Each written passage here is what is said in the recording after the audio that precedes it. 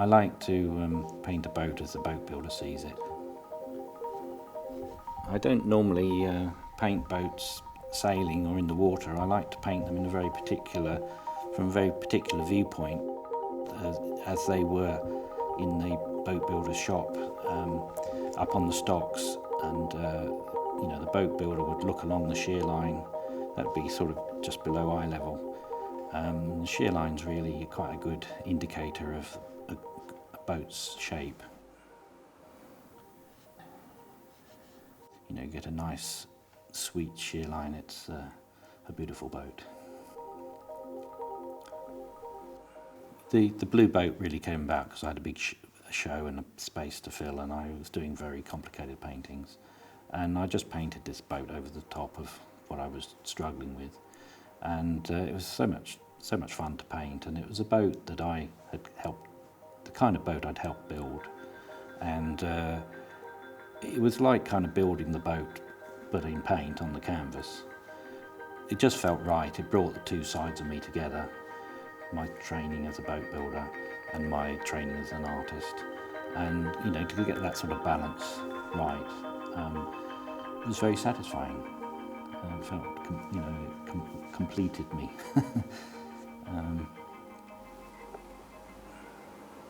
While I'm painting the winkle brig, I like to make the land guards a little bit finer at the ends to follow the line of the planks. Boat builders sees the land guards really as a sort of sacrificial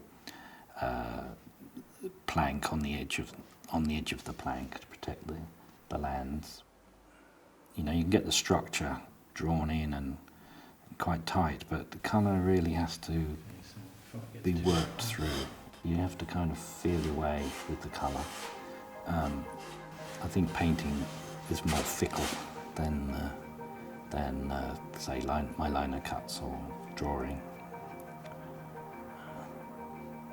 You can put your hours in with the liner cut. You just plug away at it. Where painting you can come in and do something quite quickly, and it's just right or it's just wrong, and there's no rhyme or reason to it.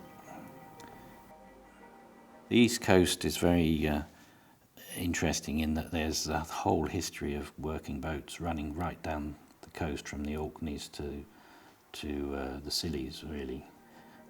The Orkney and Shetland boats are very Viking in their shape. They have to deal with the sort of Atlantic swell and have evolved to suit those conditions and to be built with the available materials. Where Hastings say they're very square, solid boats that, they actually bulldoze them into the sea there.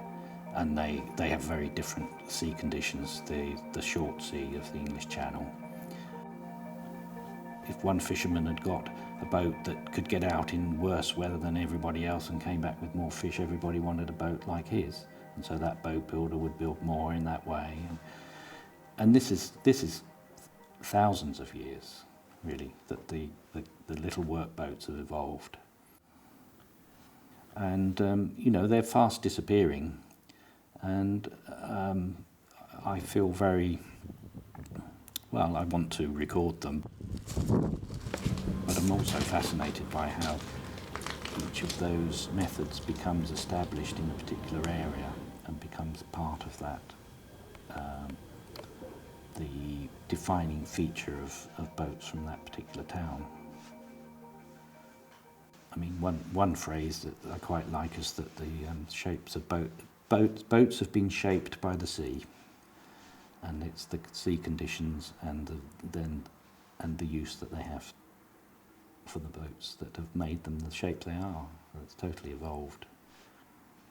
Little things like the floors going up one more plank on one side, you wouldn't really notice from a photograph, but when I'm drawing it out, I think, well, why didn't Sean cut that a bit shorter, or didn't Brian, notice that one? But, some of the pictures of old boats being built, they're just bits of wood with the bark cut off them, and shaped up just to do the job.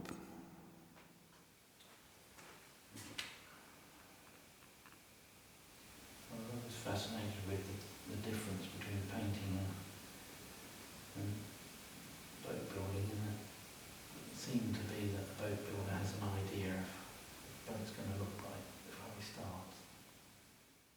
These paintings I'm working on are a Falmouth workboat that's being rebuilt by Brian and Sean over at St Osy's.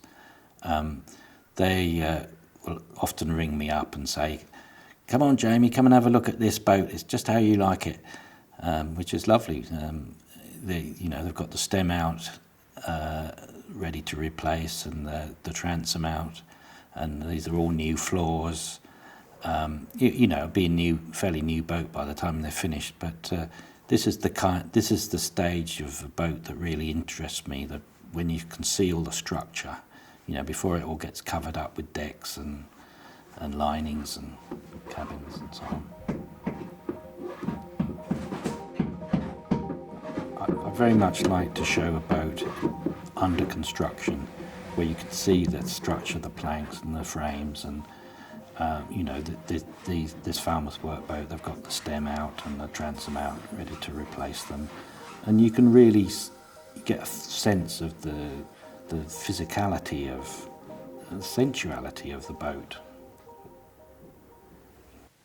The rebuilding of a 70-foot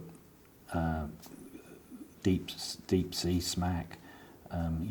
Those kind of jobs don't come along very often, and it was just really great to be somehow included. I mean, I always felt up until that project came along that I kept my boat building persona in one place and my painting persona in another, but to be accepted back into the boat building community as an artist felt really, really nice.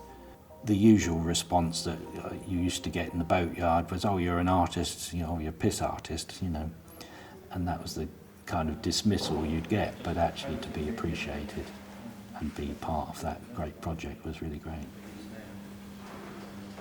They always used to joke that my accent would change from Colchester to Malden at Tiptree.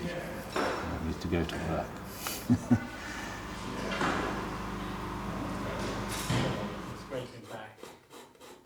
I've got a range of curved knives which I use to scrape back.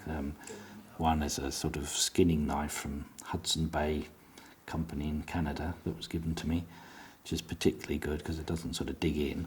But one I'm particularly fond of is a knife from the fishing family from Lulworth Cove. She stayed with us for a little while, and she left her knife behind, and that's particularly good for scraping back with. I like to paint my paintings on this dark ground.